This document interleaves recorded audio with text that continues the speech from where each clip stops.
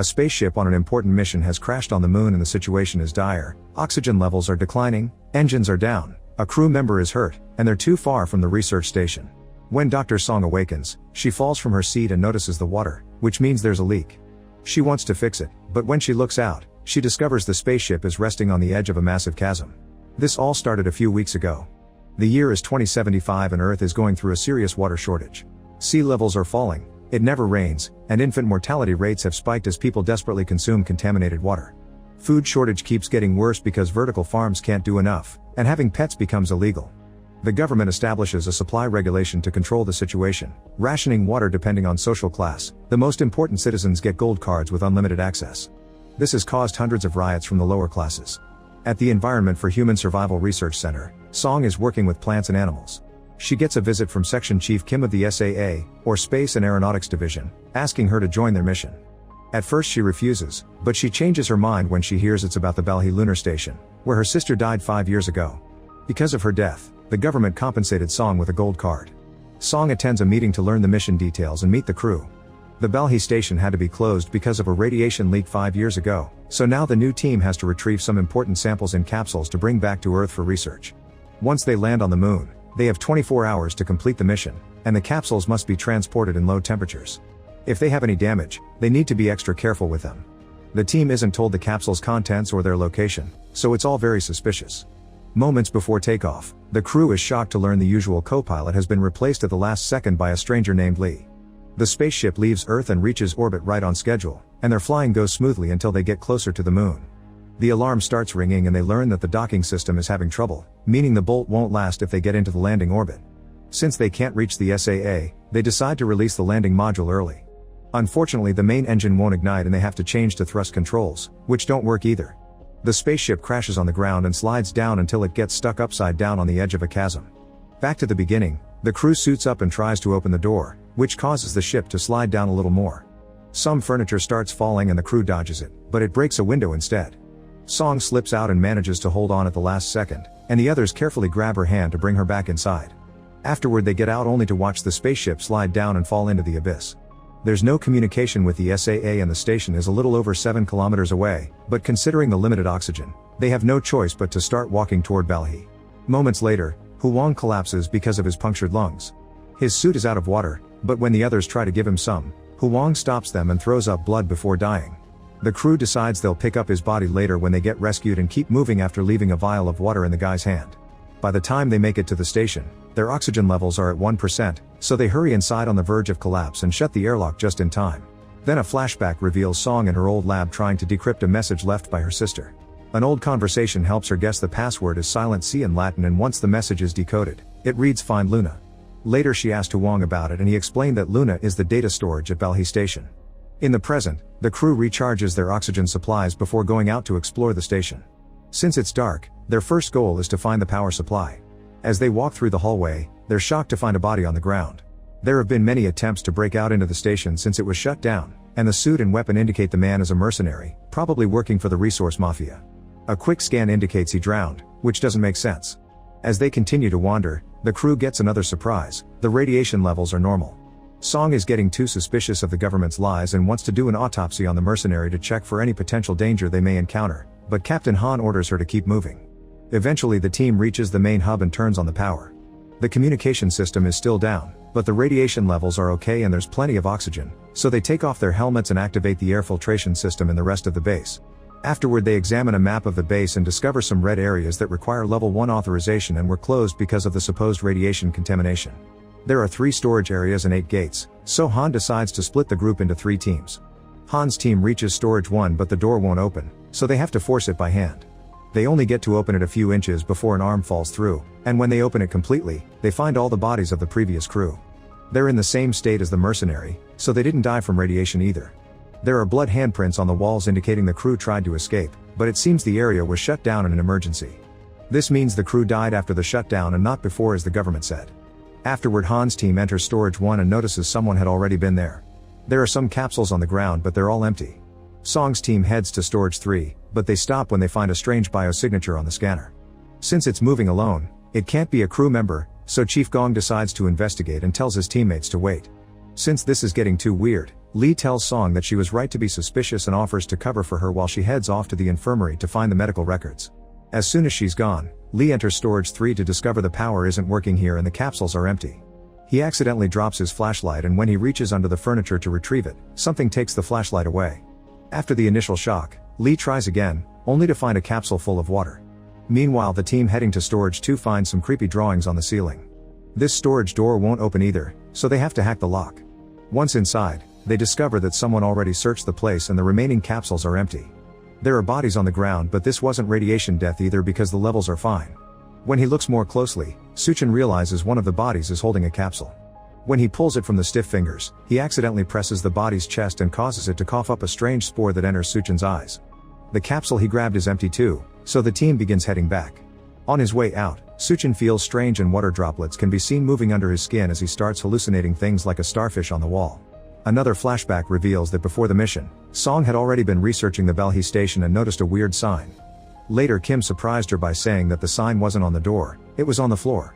In the present, Song gets a message from Gong telling her that he lost the weird signal and is going back, so she has no choice but to return without finding the symbol. When she makes it to the storage, she finds Lee at the door and sees how suddenly something pulls him back into the room. Song immediately goes inside and discovers Lee being choked against the ceiling. Once he's dead, the mysterious entity drops Lee on the floor and takes the capsule away. When Song tries to take a closer look, the entity disappears. At that moment, Gong returns and calls the rest of the crew. Dr. Hong inspects the body and discovers Lee has fractures all over, which matches Song's weird story. Han is still suspicious, so he watches the footage from Song's body cam, confirming the existence of the strange entity. They move the furniture where it was hidden and discover a very long vent system, so they must decide if searching it. Meanwhile, some crew members return to the main hub and Suchin suddenly starts vomiting water all over the floor, unable to stop. His teammates call the others, and as Hong rushes back, she tells them to put on hazmat suits and stop the water. The teammates put Suchin on his back, but water still drips off the corners of his mouth. Soon Hong arrives and tilts his head back, causing the water to keep coming out. The doctor cuts Suchin's throat to insert a tube that makes the water spurt out like a fountain, then she takes a sample of his blood only to see it come out all watery. Water keeps coming out of the tube with no end in sight, and eventually Suchin dies, drowning just like the bodies they found earlier. Once the filtration system clears the air, the team can take off the hazmat suits. Hong will do an autopsy of Lee's body and Song will check out the data storage, not caring about Han's refusal anymore. The other crew members want to quit because it's become too dangerous, but Han announces the mission is still on and takes some men with him to search for the entity while telling the rest to re-establish communications at any cost. Han's team enters the vents and finds the same creepy drawings on the walls. Suddenly their scanner finds a biosignal approaching them, however it seems to be in another part of the facility because it passes right over them. The team tries to follow the same direction and comes across a door, but it's locked. At that moment they get a call from the men in the main hub saying they made progress with the comms, so the team decides to go back. Meanwhile, Suchin's body is taken to the infirmary, where Hong begins opening him up. Song checks the medical records, but they're all locked, so she goes to gather tissue samples from the other bodies. Minutes later, while Song is working, she thinks she's found the body of her sister, but when she checks the tag she notices it's a different woman with the same surname. Afterward, Song returns to the infirmary, where Hong confirms that the body was filled with water from the inside with no signs of external damage. Song mentions the other bodies had similar symptoms, and when she checks the samples, she discovers the previous crew were in perfect health when they died, with no signs of virus or bacteria. Not to mention Suchin's blood appears to hold a separate layer of something unrecognizable. Back to Han, he learns from the others that they need to fix the digital unit. Usually the elevator would take them there, but it's out of order, so someone will have to climb down, which is very dangerous. Han volunteers to go, and when he stops by to inform the doctors, Song shares a theory. The creature didn't hurt her and is familiar with the internal base structure, so she thinks it may be a survivor. However, Han thinks it isn't possible. Afterward, Song and Hong examine the vomited water and notice it's distilled. It seems the water itself could be the virus, probably extraterrestrial, and it could be the solution to the drought on Earth. It's not in the air, so something happened 5 years ago that made it spread among the old crew. At the chasm, Han starts carefully descending to reach the unit. Suddenly the elevator starts moving on its own and the computer controls are unable to stop it. Han holds on tight and moves out of the way just in time, so the elevator keeps going and disconnects Han's rope in the process. Then it crashes into the station, causing the power to go out only to return a second later. Then the crew begins lowering the rope again, but Han asks them to throw the whole thing off because the elevator is now falling. Moving quickly, Han connects the rope to one of the shafts and dodges the elevator again, but this time his body bounces against the metal and his oxygen system is damaged. After dreaming of his sick daughter back on Earth, Han decides to keep going instead of returning and successfully finds the unit. He quickly changes a panel so the team can reboot the system, Then he passes out. Thankfully the crew quickly saves him and brings him back, but they have bad news, the comms still aren't working. The computer is completely functional, yet for some reason there's no signal. Suddenly they detect an unknown signal coming from storage 3, so they go there to investigate. The room turns out to be empty, but when they check Lee's body, they find an old communicator indicating he's a rogue agent. Using this communicator, they manage to make the comms work and get in contact with Director Choi of the SAA. After Han updates her on everything, Choi orders him to concentrate on finding the intruder, and Han asks for the codes to access the restricted areas. He also points out Choi isn't surprised by anything he mentioned, so he suspects she knows more than she lets on. Meanwhile Song wanders around the station and finally finds the door with the sign on the floor, but she can't open it without the right code. She returns to the lab and decides to try a new test. She drops some blood on a sample of vomited water, and it immediately starts multiplying at an amazing speed. They immediately hit it with extinguishers and all the drops instantly freeze, confirming that the water can only multiply as long as its host is alive. Song rushes to see Han, announcing the sample they had to pick up has always been water and accusing Han of knowing everything. A flashback reveals what Kim and Choi told Han before the mission. Song's sister Won Kyung had found water on the moon, so the Belhe station was built to study it. Han tells the others of this and says he kept the secret to protect them from moles like Lee, but Song immediately corrects him. She points out the lunar water is what killed everyone because it can't be controlled, but the government is hiding that information because they probably want to commercialize it without caring about the consequences. Then in private Song tells Han that her sister wanted her to be there and asks him for the access codes. They go to the door with the symbol and after Han removes their body cams, he uses the code to finally open it. The walls are covered with the database, and on a hatch on the floor, they're shocked to see some leaves. When they open it, they discover a long tunnel covered with plants. Song and Han immediately bring the rest of the crew and they agree to go investigate. While E2 stays by the hatch to guard it, the others carefully climb down and find multiple storage rooms filled with plants. They also notice this area isn't on the map. Eventually they find a control room with tons of sample capsules, including a broken one on the floor from which all the plants grew out. The team begins gathering capsules to take back, and Han notices something moving among the vines. Other crew members notice something in the hallway only to suddenly scream and run away. The creature tears off E1's arm to steal his capsule, so Sun shoots it to make it drop the sample. The creature runs to hide in the vines and Hong approaches E1 to discover he's died. The others approach the vines and open fire when the creature moves, jumping and climbing around like a monkey. It doesn't stop moving until a stray bullet hits a bursting pipe, making the entity fall. The crew approaches the creature and they're shocked to see it's actually a young girl with a weird protuberance on her jaw and reptile eyes. When she sees them come closer, she quickly runs away and leaves through the upper tunnel, knocking out E2 in the process. The others try to follow her, only to discover that the sample she dropped before is broken and now the water is making contact with E1's blood, multiplying at a crazy speed. The crew rushes to retrieve the sample briefcase and runs to climb out while hearing an alarm go off in the control room. They pick up E2 and make sure to lock the hatch again before rushing to the infirmary. Afterward Hong and Song operate on E2 because there's blood in his lungs, and Ryu has to donate some blood to help. Once he's left alone in the infirmary, Ryu reveals he also has an extra communicator and sends someone a message saying he has a sample. The mysterious person replies with orders to eliminate all witnesses. Then the crew discusses what happened and Song theorizes that the girl is trying to stop them from taking the water. Han calls Choi to confirm they have the samples and informs her the intruder is a young girl, but Choi tells him to kill her anyway. After she hangs up, Choi reveals that she has a picture with the girl from many years ago. Next, Han authorizes Song and Hong to go back into the tunnel to gather information while he returns to Storage 3. He goes inside the vent and this time he opens the door, allowing him to find the broken vent the girl used to move around and a bunch of blood stains.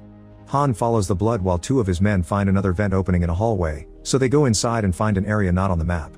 There are more bodies here and they start following the blood too, only to suddenly be startled when Han falls in front of them. It seems the girl has complete knowledge of the station and can move through it effortlessly. In the mysterious tunnel, Song and Hong access the database and Song admits that she had no idea her sister was on the lunar base until she was informed of her death. Won Kyung had called her once before the accident, but Song didn't pick up the call and now regrets it. When they finally breach the computer's security, they're shocked to see all data has been erased. The duo returns to the infirmary and finds Ryu taking the samples, pretending that he has orders from Han. Song gets suspicious and stops him, and when Ryu takes out his gun to kill them, they all step back when they see the girl at the door. Ryu tries shooting her, but the girl dodges all the shots and jumps on Ryu to knock him down. While the rest of the crew arrives, Song carefully shows she means no harm and puts down a capsule for the girl, who has a tag with the name of Song's sister. When the girl grabs the sample, Ryu destroys it with a shot, and the girl collapses as she has a seizure. Song notices the protuberances on her cheeks moving like gills, but the girl runs away because she can take a closer look. Afterward Song puts away all the other capsules and tells the crew that the water can't kill the girl. Some crew members want to kill her, but Song forbids it because the girl is the only chance they have to save humanity. Then Han calls Kim, who confirms Choi was the one who ordered the station to be shut down and not everyone in SAA agreed. He refuses to share more information, he only urges Han to work with Song to find the truth. When Kim leaves his office, he discovers some rioters have managed to break a storage wall and now everyone is rushing to collect water. Meanwhile, Ryu sends a message asking for support forces. He gets a call from his contact, revealing it's an American man who insists he should kill everyone and go to Gate 7. Ryu grabs all the samples and as he leaves, E2 wakes up and sees everything. E2 tries following Ryu, who immediately shoots him and hides all the evidence. Back to Han, he tells the others they'll lure the girl out to capture her alive. They find the girl's location with the scanner, and then Song stands in the middle of a hallway with a sample in her hands. Suddenly the girl comes out of the vents, so Song puts down the sample and begins walking away. Han closes the first gate and drags Song out so he can close the other one, causing the girl to run out and get her leg caught in the door. Song tries to help her and as the girl bites her, she reveals a tag on her neck that says Luna 073. When Song calls her that, the girl starts crying, and Han shoots her with a sedative.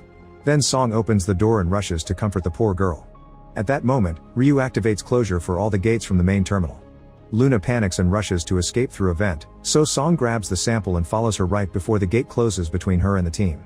Hong is locked up in the infirmary and when she checks on the samples, she finds E2's body inside the freezer, so she informs the others.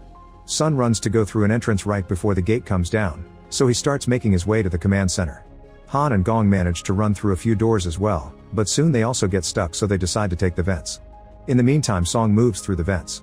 Her map is broken and she can't contact the others, but Luna waits for her to show her the way. After lots of wandering, Song finds an office that Luna transformed into her personal hideout. There are drawings on the walls, a bunch of capsules, and pictures of the old crew including Won Kyung. Song shares some candy with Luna and after the girl falls asleep, Song finally finds the missing data brick. She connects it to a computer and watches a video called Water Response Test, in which the previous crew tested the lunar water on a fish. The little animal survived and the water filled a small tank. There's also a video called Luna and Song is horrified to discover the previous crew had done genetic experiments on human clones. Whenever a Luna died to another failed test, they would bring out a new one, making the number on her name go up with each test. The current Luna is the 73rd clone and the only one who survived. The next video is from Won Kyung, who explains she did all this to save humanity but isn't proud of it. Then Song injects Luna with the water sample, which instantly heals her wounds. At the same time, Hong escapes the infirmary through the vents and after wandering for a while, she's shocked to discover a storage with hundreds of Lunas in bags. She screams when someone touches her, but it's just Han. Together they find a door at the end of storage that takes them near to the control room, but they'll have to use the vents to access it. Meanwhile, Sun makes it to the command center, only for Ryu to welcome him with his gun out. Ryu pushes Sun and shoots him once before checking the map, allowing Sun to jump on him and disarm him to then start a fight. The men struggle for a while and once Ryu manages to push Sun off, he retrieves his gun and shoots Sun again. Noticing he's fallen next to the suitcase, Sun retrieves a sample before he gets shot once more, causing the capsule to fall and break. Ryu locks Sun up and watches how the water starts multiplying with his blood. Sun gets infected and after hallucinating a starfish, he starts throwing up huge amounts of water before drowning to death. Then Ryu tries to turn on the air filtration system, only to discover an anomaly in the pressure system. This is caused by the water in the plant rooms, which has spread and flooded the area. Ryu ignores the warning and opens the filtration system anyway, giving the water room to keep on growing. At that moment, Han and Hong drop down from the vent and find Sun's body but no Ryu in sight. Han immediately opens all the gates, and now the water has even more room to keep on expanding. Gong is still in the vents and eventually finds Luna's hideout. He wants to shoot the girl, but Song gets between them. When Gong informs Han, he also wants him to keep them alive and bring them over to the main hub. Afterward, Han finally finds Ryu and jumps on him, starting a fight. The men struggle to gain control of the gun and keep accidentally shooting it, creating holes in the ceiling. Eventually Han manages to overpower Ryu and tries to choke him, but Ryu punches him and gets away as he accidentally drops his communicator. At that moment the filtration system gives in and water begins sprouting out of all the vents, leaking out of the base and freezing under space's cold temperature. The water also begins to dribble through into the hallways and creates a wall between Ryu and Han, giving Ryu the chance to escape. Then a flashback shows the incident 5 years ago. Everyone was working normally when suddenly the alarm started ringing, so the crew ran to evacuate while the water found a little seed on the floor, instantly making it grow. The computer kept closing the gates and not everyone made it out on time. Others found the hallway blocked by guards who would shoot at them to keep them back while the gates closed. In the present, the water is starting to flood the station. The crew reunites in the medical bay and discusses how to proceed. Suddenly Song starts feeling sick and runs to lock herself up in another room, not wanting to infect the others. Then she starts vomiting water and passes out as she sees herself drowning, but while thinking about her sister, Song sees a light and starts fighting against the water. Minutes later, Song is shocked to wake up in the infirmary. Hong theorizes that Luna's bite filled her up with antibodies. Then Han and Gong read Ryu's messages and call Kim, who confirms the SAA rescue ship has detected a second spacecraft approaching the base. Song wants to know what will happen to Luna, and Kim explains she'll be taken to the Ministry of National Defense and the government will continue with the experiment. Song refuses to bring the water back to Earth and Han reveals he asked Kim to gather the other officials to go against Choi, but Kim explains nobody wanted to join him because Choi is powerful. After the call ends, Song says they should go to the International Institute of Space Biology because it's a safe and neutral space station where they can buy time to make a better plan. Meanwhile, Ryu wanders around the station as he starts to hallucinate because he's infected too, seeing the people he killed blocking his way while the water continues to leak through crevices. Back to the crew, Han manages to gain Luna's trust because she sees the sticker his daughter put on his badge. This allows Han to put a tracker on her ankle just in case. Then the team starts making their way out, but Luna suddenly drops to the ground and hears the water flooding the hallway under theirs. Panicking, she runs in the opposite direction and the crew follows her right before the water reaches their hallway too. Vent lids continue to snap out all over the place and more water keeps coming in, but thankfully the crew runs fast enough to reach gate 7 and close it behind them. Here the crew finds a delirious Ryu, who shoots in the air to keep them back and starts crying as he apologizes for all the people he killed. It turns out he was one of the guards that kept the scientists from escaping 5 years ago and even pressed the button to close the gate. Noticing the water about to bring down the gate behind them, Gong shoots Ryu multiple times to bring him down, but Ryu manages to land a bullet on him too. Now the crew can step forward and bring down another gate that stops the water just in time. While Ryu vomits watery blood and dies, the team grabs his samples and rushes to the airlock, where they start suiting up. Gong is very weak, so Han closes his wound with tape and helps him put on his suit, but his efforts are in vain and Gong dies anyway. Once everyone is ready, Han tries to activate the air depressurization, but the system isn't working and he'll have to do it manually. Ignoring Song's pleas, Han sneaks out and activates the lever right before the water reaches this area too and brings him down. At that moment, Song and Hong notice that Luna has already gone out without her suit. Both women immediately leave the station, running for their lives as the water brings down the last gate and reaches the outside, instantly freezing. Afterward, both women go looking for Luna and find her watching Earth. It seems she doesn't need oxygen to live. Nearby the water drops Han's body, and when Luna approaches him to try to return the badge, he dies crying for his daughter. Then finally a rescue shuttle comes to pick them up. Make sure to subscribe and turn on notifications so you can watch more videos like this. Thanks for watching.